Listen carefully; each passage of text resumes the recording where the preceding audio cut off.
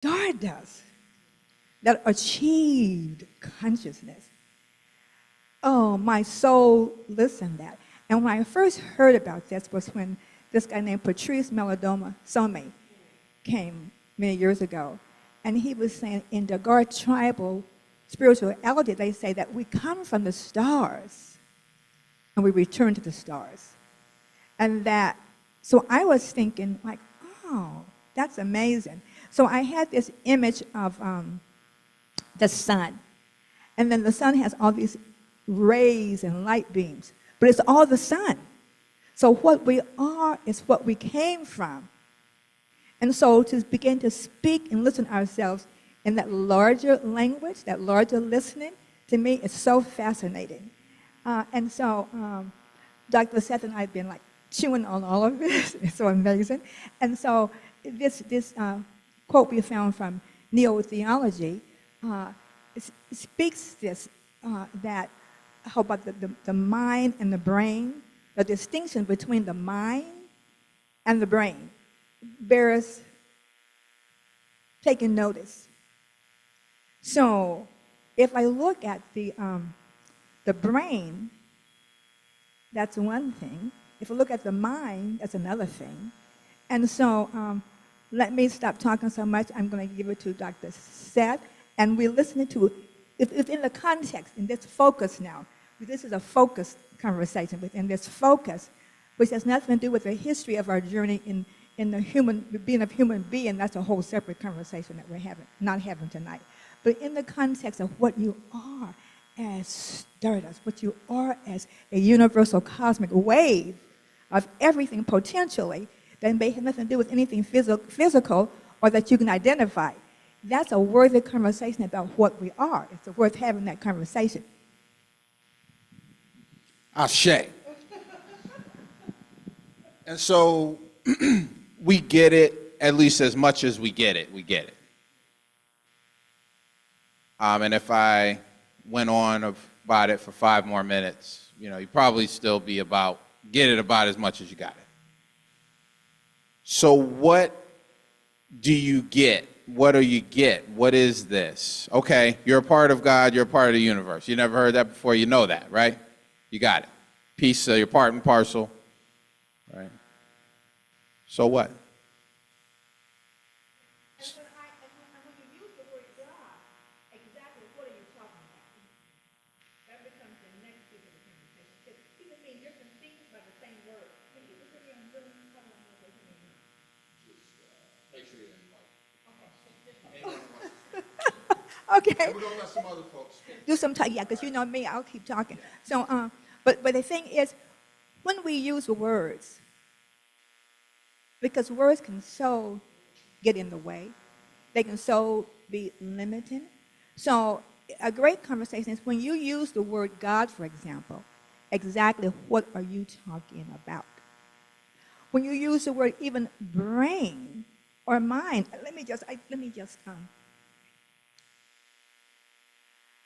can't help myself. The brain, a collection of physical structures that gather and process sensory, cognitive, and emotional data.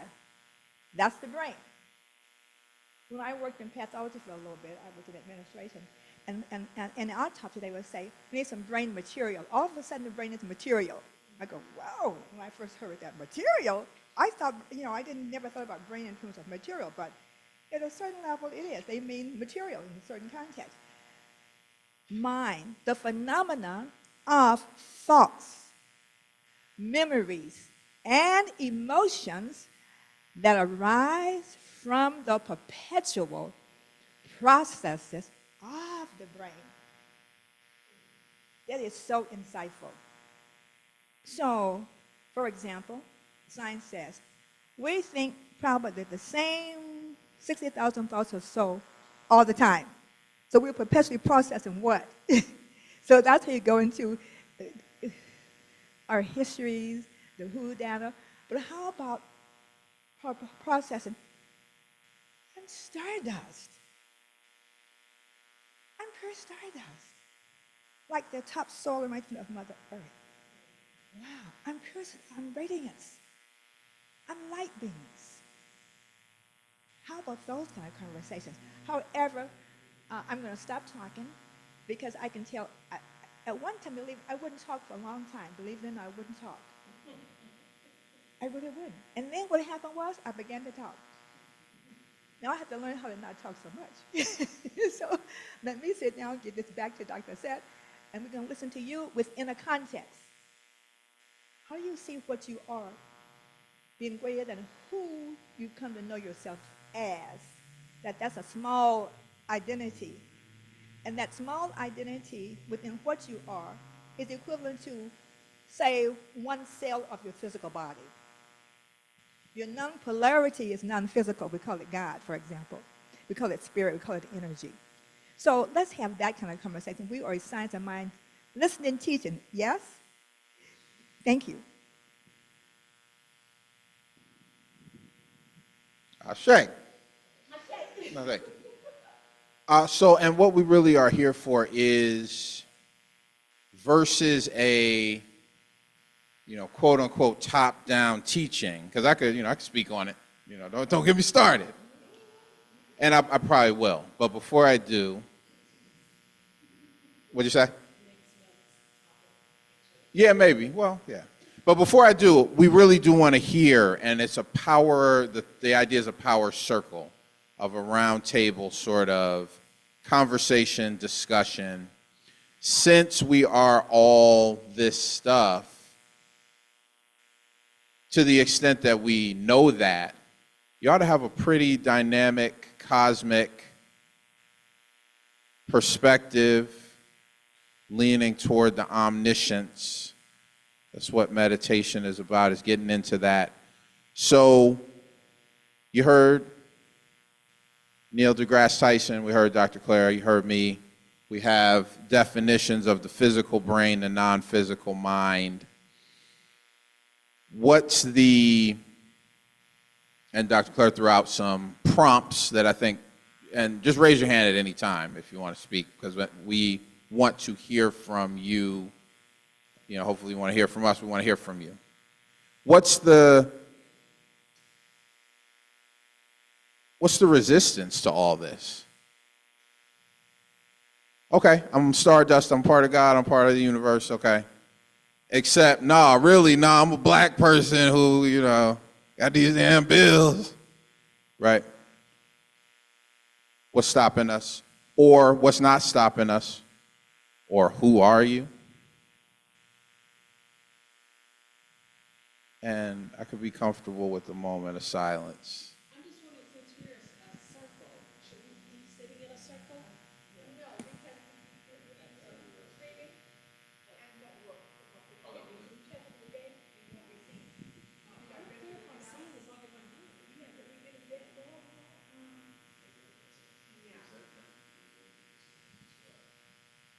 Yeah, we heard, yeah, she was the mic.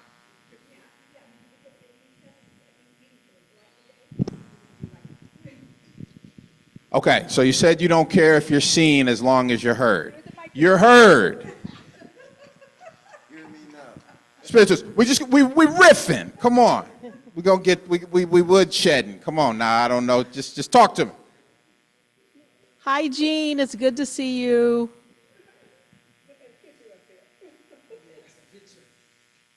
Hello. I don't know. It's a lot to unpack. What I'm going to share right now, and I'm sure some other things will surface, is what called me to be here today, from the consciousness of oneness. If we're all one, there's only God, then why is there so much division going on in the world? And with me knowing that, I know that it makes a difference because the thoughts ripple out in the universe like throwing a pebble in the water. Also, it's important to be around like-minded people all the time that are in this conversation. And that's what I'm going to share right now. Okay, beautiful, if you don't mind. My take on that, and just please raise your hand, jump in, everybody. My take on that, I heard the question, I heard you say, if we're all one, why so much division, right? Yeah, since we're all one, what makes it seem so divided? Is another, right, if you want to. Okay, well, great inquiry. As I understand it, and jump in, as I see this, it is all one. This is the agreement of religion and science. Science has it as a unified field theory. Religion says, "Hear, O Israel, the Lord thy God, the Lord is one," or speaks to a oneness principle. That's just Christianity, Judeo-Christian. But it speaks to a oneness principle. Now, within the oneness, though, clearly, I'm me, she's her, you're you. You know, the ice cream is at Baskin-Robbins, the gas is at the gas station. It's all separate. That is the power of experience. If it's really all one, Genesis chapter 1, in the beginning, God created the heavens and the earth. The earth was without form and void. Darkness covered the surface of the deep. I'm just using scripture, but what I'm saying is that, or if you're familiar with the I Ching, the first tetragram, hexagram, is just pure straight lines. It's just pure consciousness. There is no experience. There is no taste bud. There is no look at that sunset. There is no I'm happy. There is no look how much money I got. There is no look how little money I got. There is no my feet hurt. There's no experience. It's just Godness. Genesis tells the story separating light from dark. So now there's two. So now an experience of light, an experience of dark. There's no experience of light without an experience of dark. There's no experience of dark without an experience of light. And a continued division and fracturing, fractaling into an infinite number of divisions and fractals until, now let's say, everything that could possibly happen or be experienced exists. All for how else can, now here we get into limits of language. How can God know God's self? How can you know yourself without community, comparison, in the stillness and experience? So we must have division. I'm thinking you're speaking, it's like, yeah, spot on. I'm also thinking that the oneness principle does not mean without diversity. There has to be diversity. But I think it's how we see diversity. I think it's how our perception of diversity, our perception of value judgment that we ascribe, oh, this is good, this is not good, this is right, this is wrong. So it's what we bring to the diversity. So if those are our thoughts, then our mind is going to process that. We're going to feel that. We're going to accept our feelings. So how about within the one, there's great diversity. So how you experience it is according to what you bring to it. According to, so what are you bringing to that which is in the occurring? Because that's what it becomes in your experience. And so, like I asked Eric, I said, Eric, what is the square root of one? All this oneness thing. It's one. So it's all inclusive. What we call God is all inclusive of everything. But yet we have created a sense of otherness. That's the illusion. Okay. So that, because we too are creators, you know. Yeah, no, absolutely. And that takes me to I think this Bible explanation is helpful as an explanation. There's this passage where it says, and he's talking about a church and unity within the church. There's so much division. Can you believe that? These people don't like these people, right? But what it said was, there are many parts. You're one body with many parts. So back to the stardust. Is the little baby toe any less stardust than the cerebellum, right? Or the finger or the foot or the hand or the eye? Is it any less stardust? Is it any less divine? Is it any less valuable? No, it serves a different purpose. The feet serve the purpose the feet serve. But so division, how crazy would it be? And we do this sometimes. Am I the only one? I look at this part of the stardust, and I just go, you ugly mother. Right, yeah. But it's well, that's a good thing, though. The more it's the stardust. But I'm looking at it like, I just need to just get rid of you. Yeah, right. So what are you bringing to the election? What are you bringing to the church? What are you bringing to whatever? What are you bringing to race consciousness? So you're the baby toe. What are you bringing to race consciousness? What are you bringing to any of it? Except a consciousness of division. And maybe the more we love ourselves, maybe the more I could love what I'm seeing. Maybe. Perhaps, maybe, and perhaps, and possibly. Maybe, perhaps, and possibly. But I was just thinking something we talked about earlier this week. There's this one scripture in the Bible. And by the way, when I say Bible, I'm talking about a book that was created, a book that didn't drop down from the sky. It's a book that was the scrolls, for example, like your journals. If someone grabbed all the journals and edited them, and they created a book and said, oh, this is a book of journals. So in this book of the Bible that someone says is an acronym for basic information before leaving Earth, in this book of the Bible, when it's asked, there's this dialogue taking place within the one. It says, what is man? I'm going to call it humankind. What is humankind that thou art mindful of this particular species, this particular creation, distinct from the cow or the birds or the grass, that thou hast made him a little lower than the highest, called angels, that's the highest thoughts. And even though you keep track with him. So and in the Science of Mind textbook, I remember reading that the greatest discovery in our human incarnation was thinking. So what if our main purpose is thinking mind within mind, when it says to till the soil, to work the consciousness, to work in consciousness, not the dirt in the ground planting, but to work in consciousness. And the work in consciousness bring forth from that. What if that's what that scripture is talking about? What are you that is so special? Not who, because who is where you're very arrogant. It's called the being of human being where we get sidetracked. But the core of what you are, what's so special about that?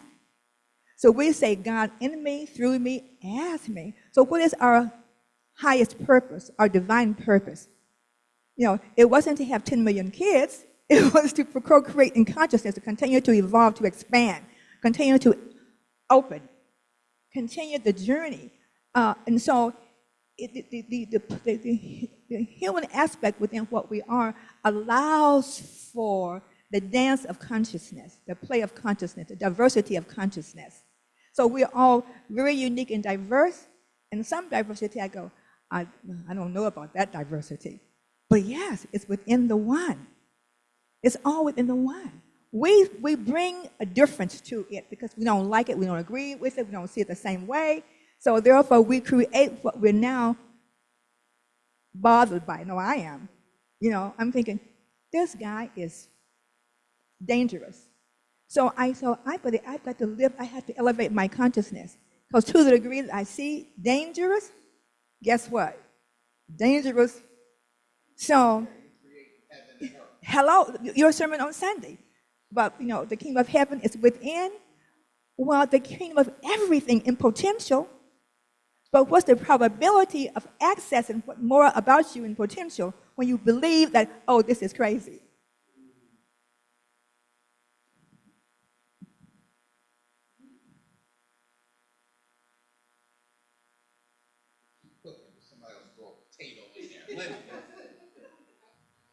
Come on, yeah, you do. We need you because we got folks on Zoom. It's nice and loud. This is my concept. This is my concept the way I've always thought about it is that the brain, to me, is the physical and it stops. There's a point where my brain will stop, but mine will always be in existence, and that even from the beginning of time, when the body is in the physical sense, you can accept it as much as you can accept. You can be a genius. A genius seems to me, this is my opinion, that can accept what's in the mind, in the universal mind. But the mind doesn't stop. Even when my brain goes, the universal mind will still exist. Yes. And that's the way I picture I have think it. that's right. Here we go. Even this is a separation, though, isn't it? This is a two, right? So this ain't gonna work, right? So now let's unify this. Dr. Clara said, the sun. Now you look at the sun. Oh, there's the sun. But if you feel the heat, you're inside of the sun on some level, or the rays. You're basically inside of it. The rays stretch from here to there. Now you're not in the core of it, but it stretches from here to there. Mind.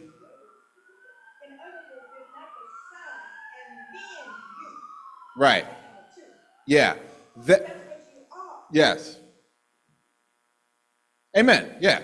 That is, you're looking at the densest part of it and calling that the sun and it's not the sun. Brain is the densest part of it, this thing called omniscient intelligence. The sun in that category, don't confuse me on the metaphor. Let's say the sun is God, all wisdom, all knowledge, right? If it was the sun, it would burn you. The all-knowingness, right? The all-power. I get the download that I can stand, the download that I receive, the download that I'm created, the piece, the part, the portion of it. And wow, look, when you say something smart, wow, look at that. Wow, this sun feels so good. It's 50 million degrees or whatever it is, right? But we're in a density here. And density is what is moving slower. It's a lower vibration. That's science. Water, when it's vapor, it's moving the fastest. Solid water is something else. It's still quite fluid, and then it gets as dense as it can get as ice. This is as dense as it can get. And the density makes for the separation. I could have 10 ice cubes, but when they all melt, it's one. So the higher vibration, the more oneness it is. So just like from the sun to here, we just get a little bit of warmth. From omniscience to a human brain. And a human brain is still pretty impressive. And we're still only using 10% of our brain. If that, right. No, really 10% of our brain, but our brain is just a fraction of the mind, of the collective mind. And then you can sit there and meditate together and people start having the same thought. What's popping in my awareness, we talked about the brain being a physical structure. Well, what makes mind mind? What is it that, mind is a word, by the way. It's just a word. But what makes mind mind? What does it say again, this guy? Of thoughts. of memories, of emotions. So what are thoughts? It's according to like about 0.001 energy. It's frequency, it's essence, it's vibrations, it's non-physical. Like the fabric of the universe is just vibrational frequencies. What makes thoughts thoughts? You can have certain thoughts, like have affirmative thoughts, and that's one. Negative thoughts, that's a whole other thing. Emotions, what's that? Emotions are basically subconscious. There is conscious, feelings is consciousness, but the emotions are conscious and subconscious. So what's this subconscious frequency that we're calling emotions? What are these thoughts? What are thoughts? What are thoughts? They do make a difference. They do count. They do matter, correct? Because you have judgmental thoughts. You have all kinds of thoughts. So what about this mind phenomena of thoughts? Whose thoughts?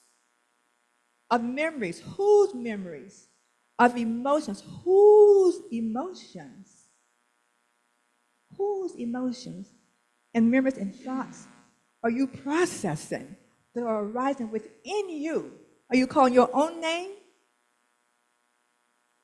Are you saying, oh, are you owning it as being cause and source?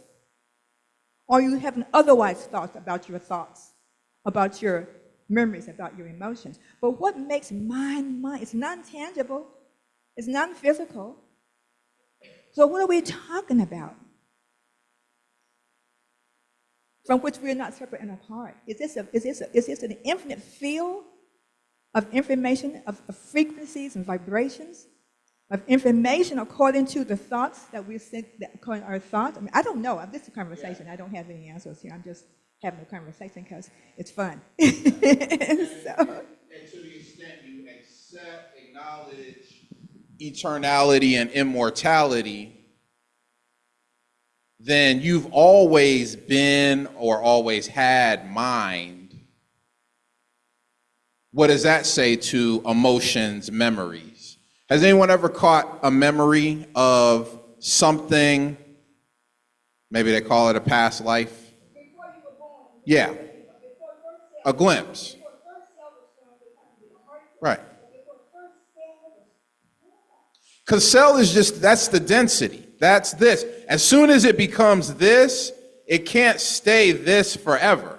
This is when the expiration, this is when you pick the fruit off the tree. Yeah, mortal, literally. Yeah. Yeah.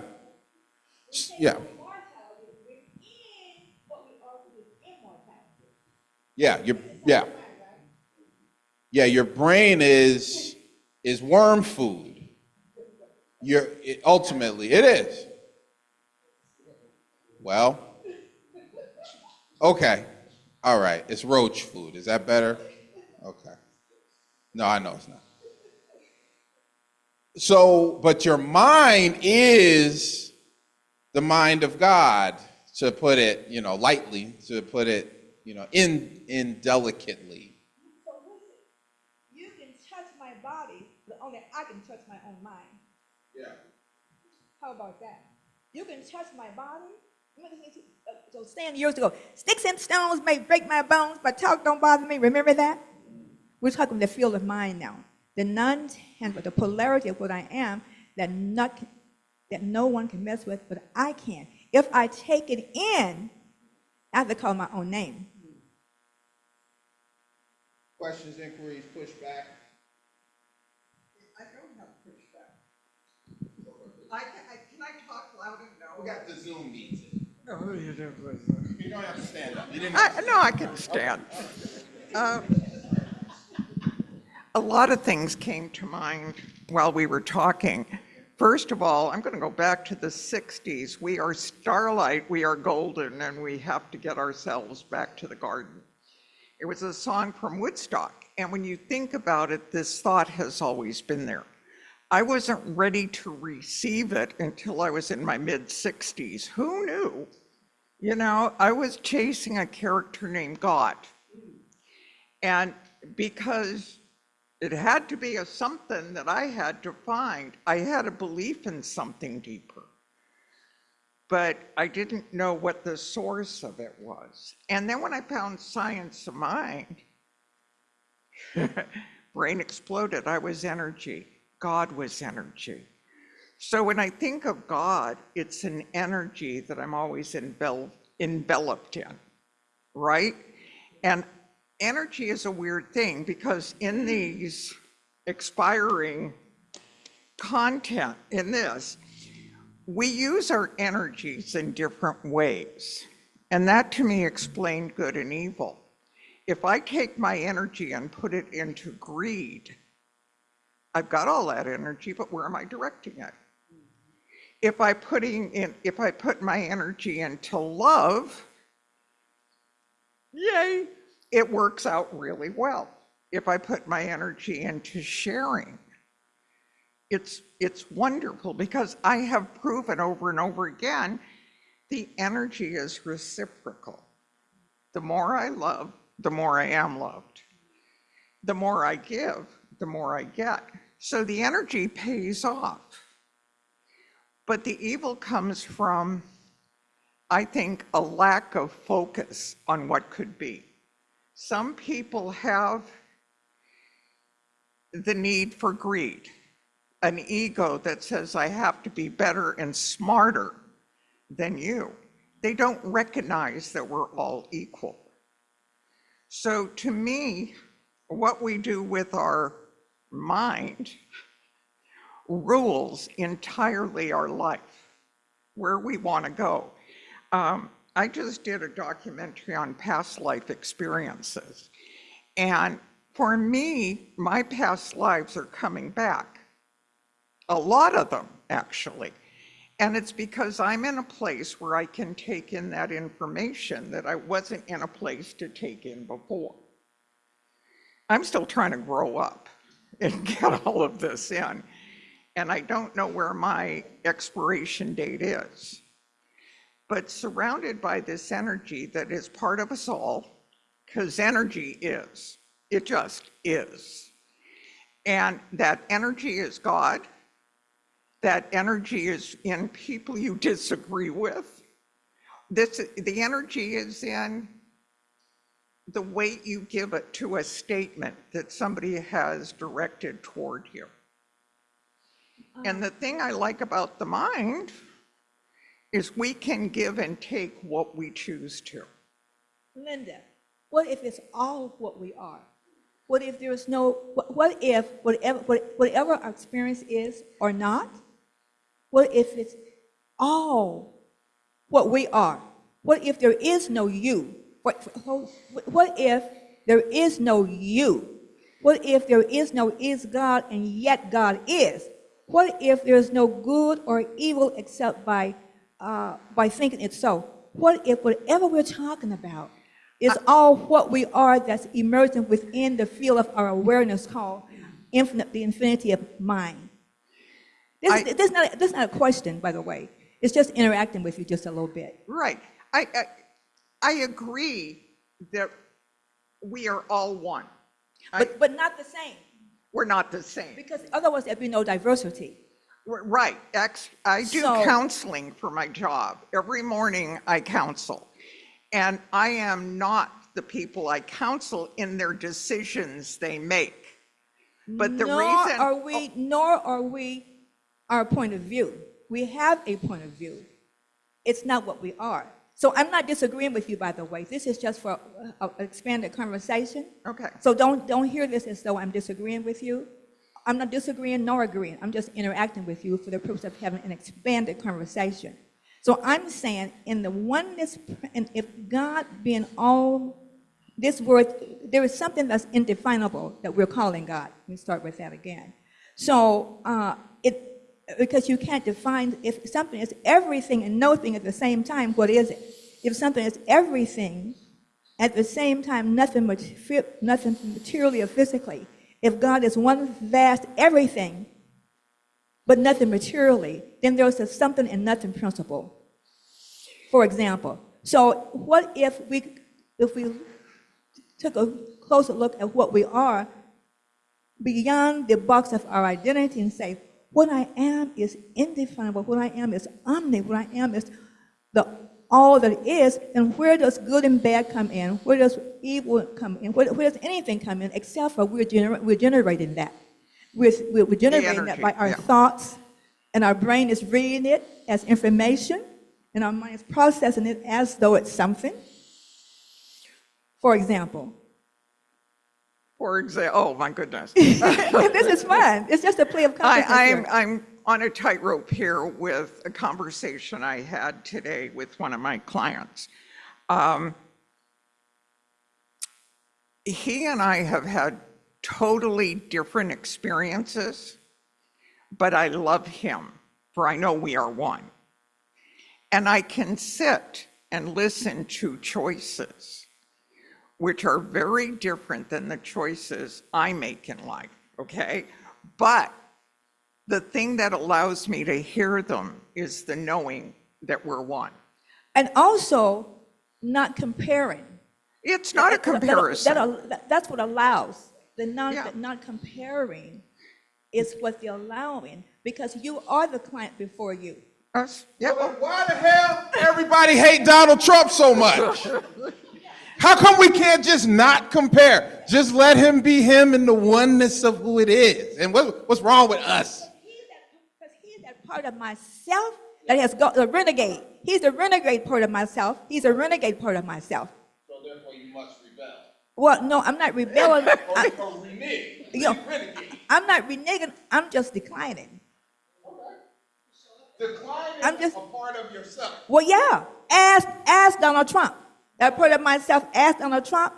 I'm declining. Like, even I'll have thoughts. I'll say, Clara, don't go there. Don't go there. So it's sometimes even in my mirrors, I'll say, that's a thought. Don't look down. And I'm not denying that thought is there. Yeah. It's just that I don't have to accept it. Yeah. I can decline that thought. Yeah. So I'm saying this is a hard practice. When I practice a count of one, there is no you, and is a conjunction that connects one thing to another. Well, how about that's the illusion too? How about that separation? So so when I can practice, I mean, really practice, and call myself to attention to practice. There's not Linda over there, and who I know myself as Clara over here. It's I, Linda. That's tough. Because if I have an opinion about Linda, she's one about me, that's where a divide might come in. Like someone said, love, that's all there is. However, there are barriers to the love that is. There's no love is unrestricted, boundless, vast, but there are barriers to the love according to my thoughts. I've created the barrier. And then I don't call my own name. I will say, you did, and you said, and you didn't listen, and I felt. We make up all kinds of stuff. Because we forget that we're all of it. We forget the idea of otherness is the illusion. But that answers the question, what is humankind? The question is answered. We are that frequency and make stuff up. Other voices. Yeah.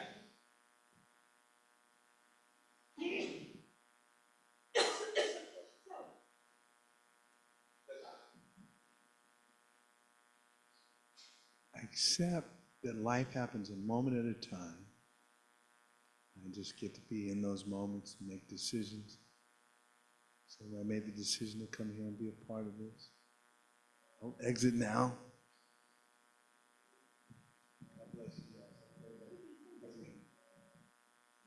That's all I got. All good, man. We'll see you. Hope to see you again, man. Appreciate you coming.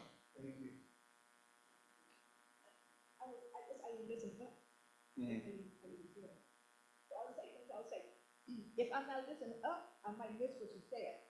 So I have an intention to listen up. And an intention. So I own that. I didn't listen up. So I missed you. All good. No problem. Okay, other voices on this? Questions, inquiries?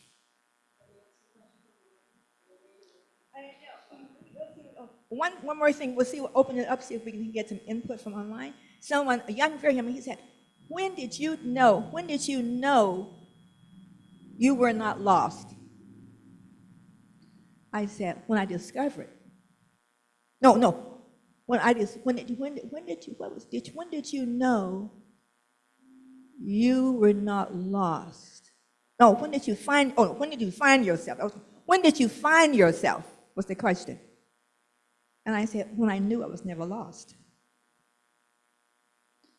When I knew I was not lost.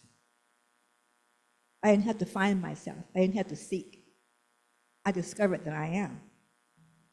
Because we have so much going on about ourselves that we separate ourselves from the moral of what we are. And we tend to gravitate toward the who identity. And that's where there's no drama in what you are. There's no upset in what you are. Any upset, any drama is within the who identity. So when you're touched by life circumstance, and when you're touched by this and that, you are living too small within what you really are. What you really are is vast and boundless and amazing and awesome. But the whole identity, takes issue with this and that. Okay, and we're going to keep that in mind on election night. Whatever we get crazy about, it's you.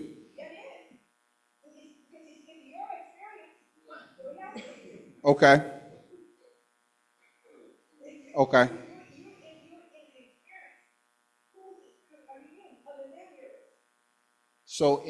That's right, absolutely, that's right. So in an absoluteness, in a science of mind, is there room to others? You understand the question? No. To other. So other is like, we got sense, y'all don't have sense. I'm so glad it's religious science. I'm so glad I'm not with those crazy Baptists anymore because they ain't got no sense. No, well, that's fine. No, of course. Well, I mean, you're here where you are. And you can only live in your own head or being. So everyone, who's not, now maybe there are some folks who really are just out there, maybe, but maybe I'm out there. There are many people who think I'm out there. Many, close to me. Or they were close to me, right? But no, he's too far gone. But I'm just like, look, I'm the only one that making sense here, right? I think I'm making sense. I think I'm full of love. I think I got wisdom. I think I know what I'm talking about. I actually think if anybody's going to take God seriously in the next 50 years, it's got to be a conscious, dimensional sort of understanding and practice, not a doctrinal, guilt, shame-driven religion. That's just me, though. But then someone else would say, nah, you're crazy. And we could argue forever and a day with each other. There's no end to that rabbit hole of theology. Really, we're both wrong. Exactly. So the practice, being non-judgmental, is not the same as not having discernment. Oh, so the practice being non-judgmental is one thing. But discernment is another thing. To be discerning as where am I with myself with this? That's discerning. To have an opinion about where you are with yourself, that's judgmental. So that fine line practice, how do I practice, comes to attention to be non-judgmental. At the same time, be in discernment as to where I am with myself, with whatever it happens to be. That's that fine line, I find, with myself.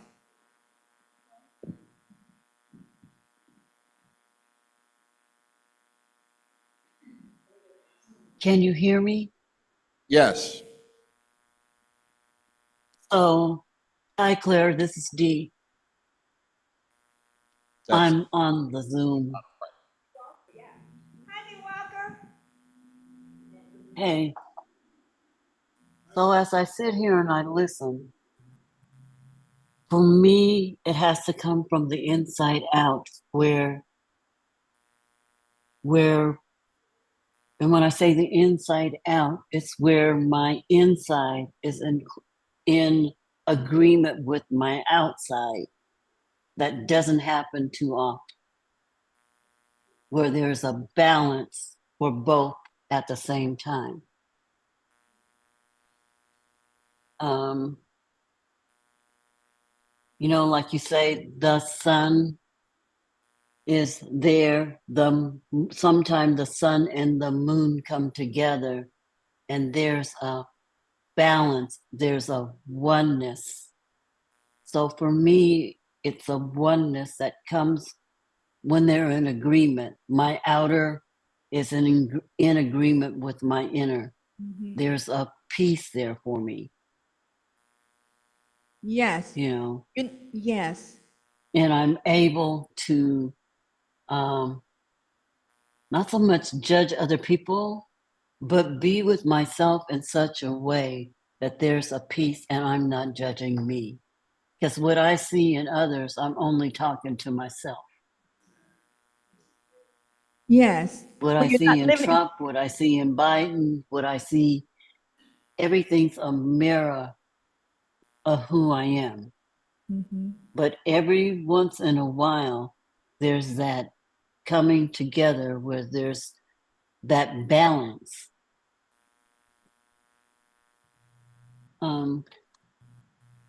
That's all I have to say right now, and I'm willing to be in conversation with you. Yeah, that was beautiful, Dee. What I heard you saying is that you're not living in between worlds as yourself. There's not the Yeah. external world and the internal world.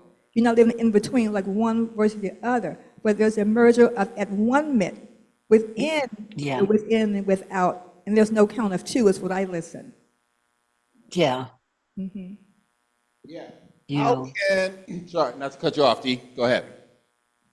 no, Okay. that's it. Yeah. Like that's like a rarity for me, but there are that times there's that just perfect balance, that oneness. Yeah. How can you, and if you got another one, just come on to the mic. If you look like you're about to raise your hand. Okay, fine. I was gonna say that how, and we've all been here, whole New Year's Eve party, birthday party going on, everybody dancing, jumping, shouting, but I ain't there today. And the whole party's going on around me. I'm just speaking to this because Dee said matching the inner with the outer. And then I've also been, oh, what a beautiful morning. And then I walk into some folks who may not be vibrating the same way. Sometimes I bring them up, sometimes they bring me down, sometimes we just all stay where we are. But then so you said when the inside of you matches the outside of you. I'm clear on the inside of me, but is this room the outside of me, for example? I would say, I guess so. Or D, yes. I would say, no, the room isn't the outside of you. The thoughts you have about the room might be the outside of you. Yeah, my creation. So the outside of me is Yeah. my creation of, okay. That's how you see the thought. Yeah. That's how you see what you're thinking. Uh-huh. It shows up in the environment. You see from your own thoughts. That's all you see. Yeah, you see from your own thoughts. Yeah.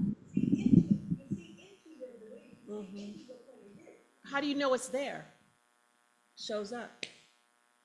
Yeah, so That's how you know then it's there. are you saying my entire view of reality, okay, I see the state of the United States a certain way, I see the economy a certain way, I see my family a certain way, I see guidance a certain way, I see my friends a certain way, I see my enemies a certain way. Are you saying all of that is my creation. The stuff that is wonderful, that I love, and the stuff that I can't stand, the stuff I wish would go away, the stuff I just wish it would change. All of that is Well- my creation. I say what you bring, I say you're making up a story of, you bring to it. about your friends, about your church. I'm agreeing. Yeah, what I'm bringing to it is what I see. I mean, I don't talk to her because she don't know how to act. That's it. But what part of She you, ain't got no home training. but what part of you that don't know how to act? But here's the thing. Ain't a part of me. She ain't got no home training. What part of you that don't have a Wait, home wait, training? No. What's up with my mama? Hey, D, I hear you. You, where you see in front determines what you see. Yeah.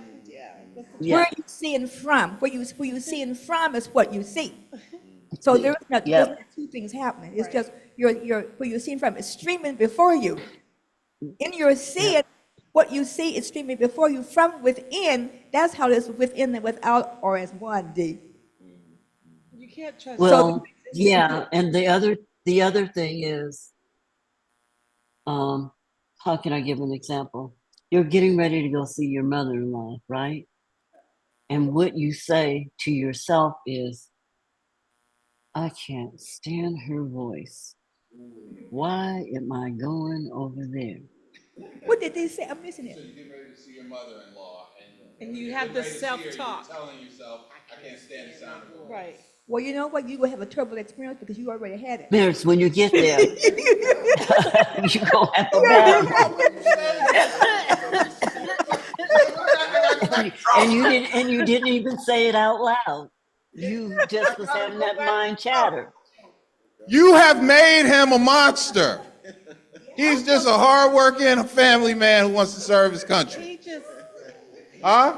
That's what he said. and that's fine. And you know Yeah, what? but that's what he said. But that voice said, But here's the thing. I hate going his- there. Wait, his point of view is his point of view. He's That's entitled to right. his point of view. Me being discerning, it's not for me. That's right.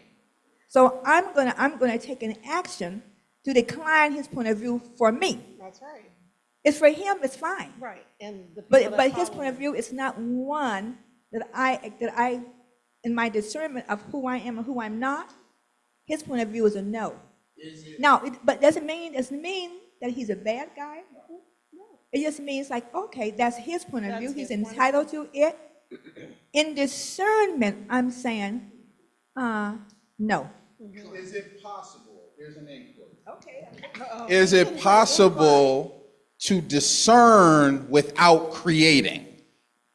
Is there any sort of thought, mental, cognitive activity that is not creative according to what we're understanding about the mind? How can we discern and not create? So yeah, in my discernment, yes, it's created because it's creating a no to who he is as president. In my opinion, in my experience, I'm declining who he is as president. Now he may still become president. Yeah. Okay. So, and I may not be in agreement with who he is as president, but at least I haven't mediated myself. That's right. I haven't stepped down from myself. That's right. I haven't stepped aside from myself. I have been in truth with myself, and that's divine and holy. That's what makes God as me, according to me. Is who you is fixed or is it dynamic? So I say, I decided he ain't shit, right? And I decided that. And that's just what works for me is that, I don't rock with that. Now, 6 months from now, if I'm like, yep, I don't rock with that, am I sure that that's the case? Or am I thinking the same 50,000 thoughts day after day? No, my free will allows me flexibility. Yes. My free will allows me yes when it's yes and no when it's no. And since nothing is fixed and frozen, everything is movement. Nothing is stationary. Nothing is stationary. Okay? So therefore, no, it's not a fixed and frozen thought. It's not a fixed and frozen. It is like, okay, in this now, it's no. Or in this now, it's yes. Now, in the flow of all things, moving, fluid and rising, like the river rising of all things, in the succession of this now, could be no becomes yes or yes becomes no. So I have the option to continue to be in creation activity. There is no once and for all. It's all the time. It's all the time. There is no fixed and frozen. There is no is anything. It's all in the occurring, like relationships. There is no is relationship. They are in the occurring all the time. I wake up and I'm in a different space. in that moment. Than when I went to sleep or than when I woke yesterday. So I'm not holding myself hostage to any previous thoughts by believing in and getting locked into it. That's where people square off and wars become. Where people square off and they don't like people. Where people square off and then everybody's badmouthing everybody and gossiping and all that kind of thing. Because you get locked into a position according to a fixed belief or a fixed and frozen thought. That's what I'm thinking in this now.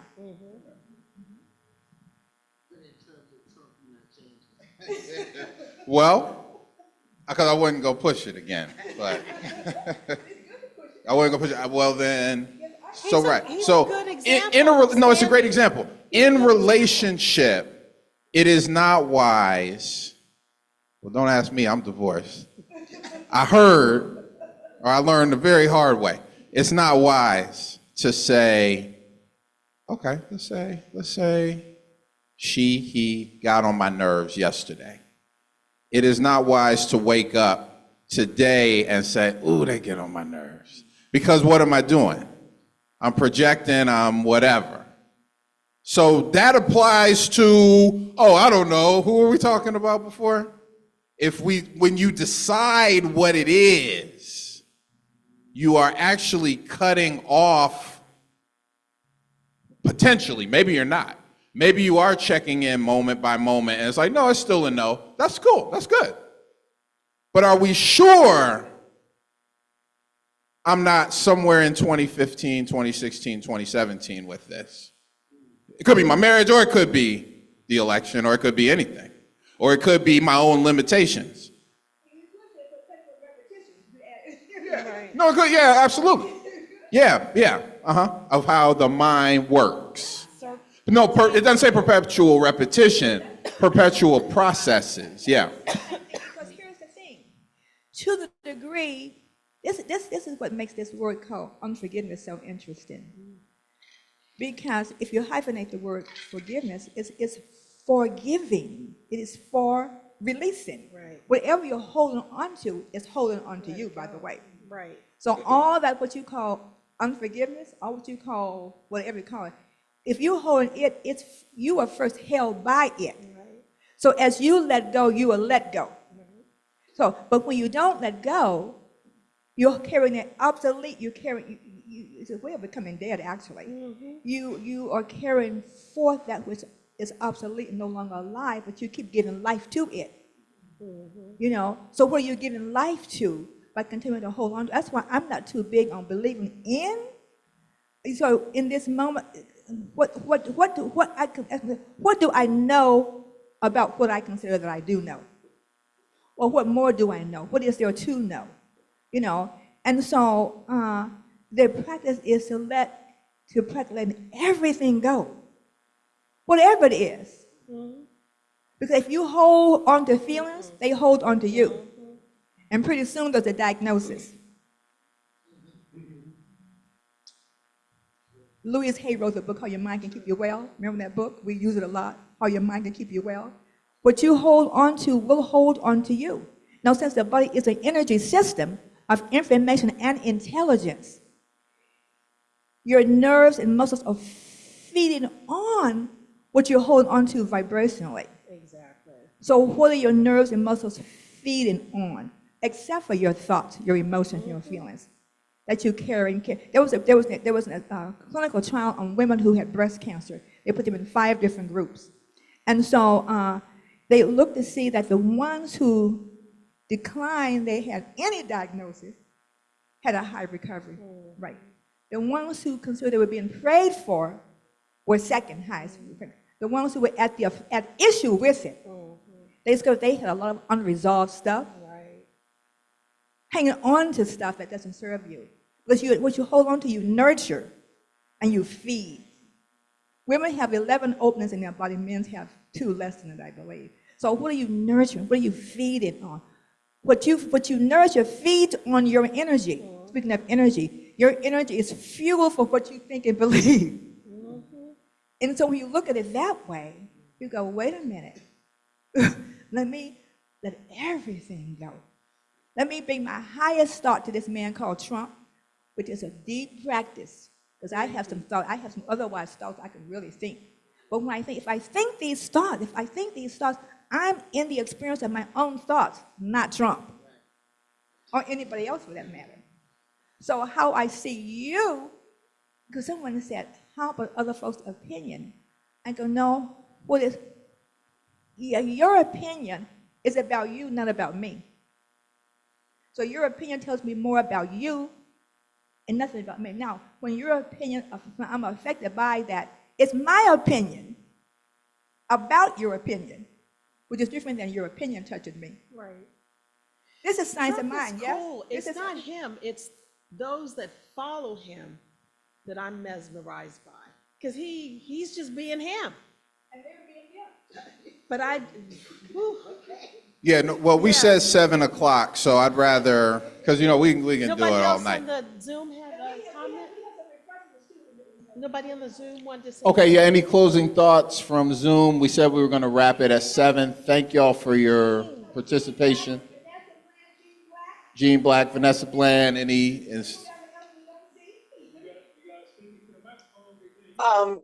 you hear me?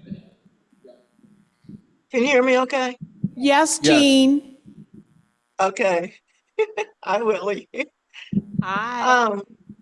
This is really a great conversation, and what I was noticing about me was how my mind, each conversation would open me into another thought that sort of had me kind of running around in my head and keep bringing my focus back to the conversation at hand. That was a challenge. But what I was noticing, a couple of things popped up, and one thing that came to me was an experience I had a long time ago, where I had what's called now a near-death experience. Whatever it is, I don't claim to understand it or know what it is factually. All I know is that in this experience, no longer being associated with a body, that my mind or the mind or whatever this is was very clear. There was actually no memory of this life. It was more than that. It was an expanded awareness. And that left me with this sense of this, what we call life, is like a dream. And so for years, I've been, working with this. What is this? What was that? And so this conversation is actually going, bringing clarity, bringing other questions or inquiries. So I appreciate it from that from that standpoint. Also, I was going to share that I'm in Las Vegas, for anybody that doesn't know, and the minister over here had us do this exercise where we spent a whole week not having this idea of others. So everybody that we saw was me. And I remember having this experience that this person cut me off in the car, and my first instinct was, why did he? And I had to say, why did I just do that? Why did I cut myself off? And that opened a whole other way of thinking about duality and separation and everything. If everything I'm looking at is me, because we're talking oneness, then when I start to criticize, now I really have to look at me. So that made a difference. And this conversation reminded me of that. So I really appreciate this discussion. Thank you, and I'm complete. And Miss Clara, please use the microphone. Your voice is so soft. Oh, okay. I gotta remember. I keep bringing it over. But I was thinking, Jean, in your conversation, sure, I go next week. Maybe look at the field of awareness, which has nothing to do with thinking. So that may be a good place to begin next week. Field of awareness. Thank you, Jean Black. Well, Good to see you, Jean. Good to see you. you guys too. Oh, and it's time. Yeah, we're gonna. Yeah, we're gonna wrap it up. But Vanessa, you had something. Vanessa, did you want to speak? I'm I'm sort of echoing everything I've heard tonight. I'm deeply grateful. I too experience myself in what everyone has said.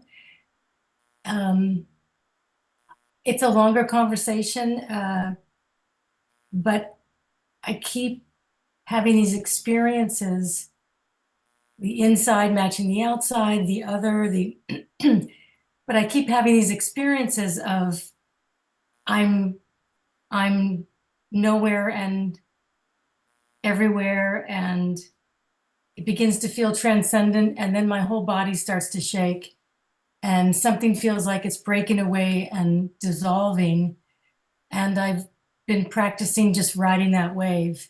It used to be, it's kind of exhausting, but it used to be a little, I don't know, disconcerting, but now I just feel, okay, something's really, every time my mind has a thought, it just starts to dissolve.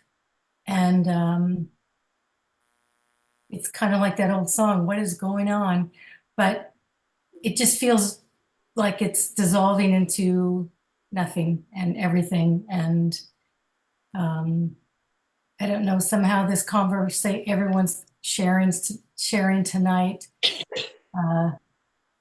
this feels very comforting to me somehow. I'm hearing all these different thoughts and ideas, and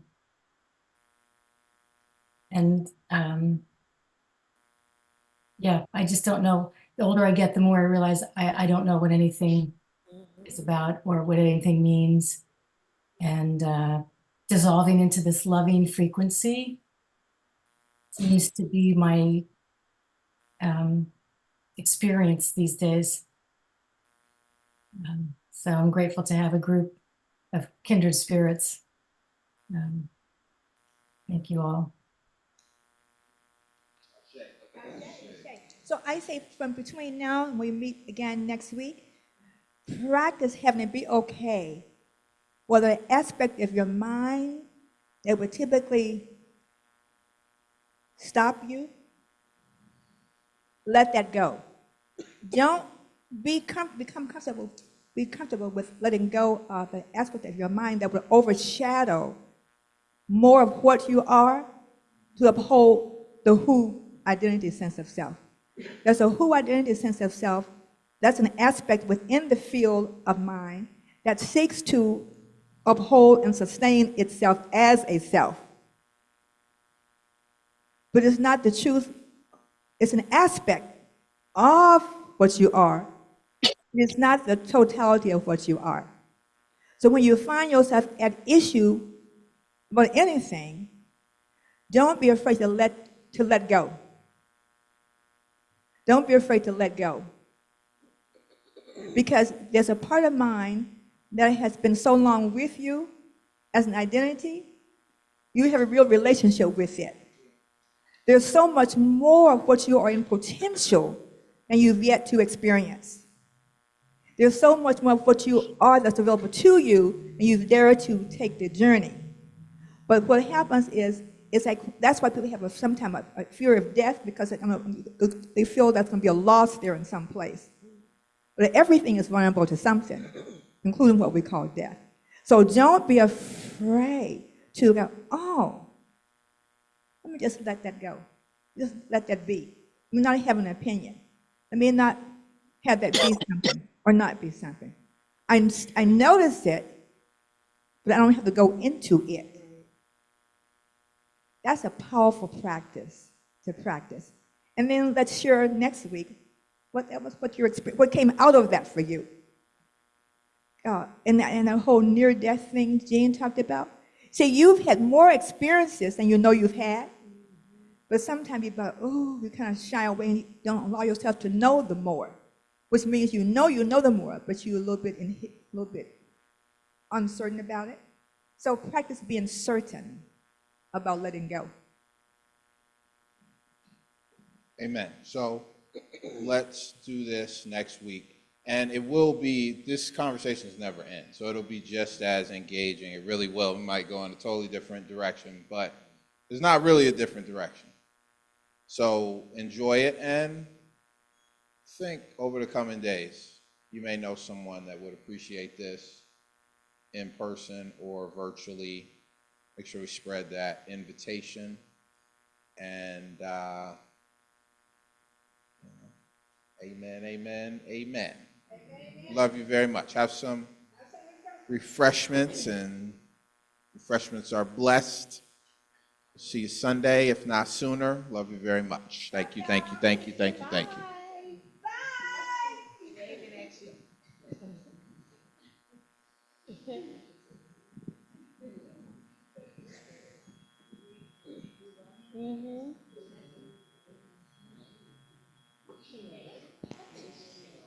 Okay, love you guys. I gotta go do some homework.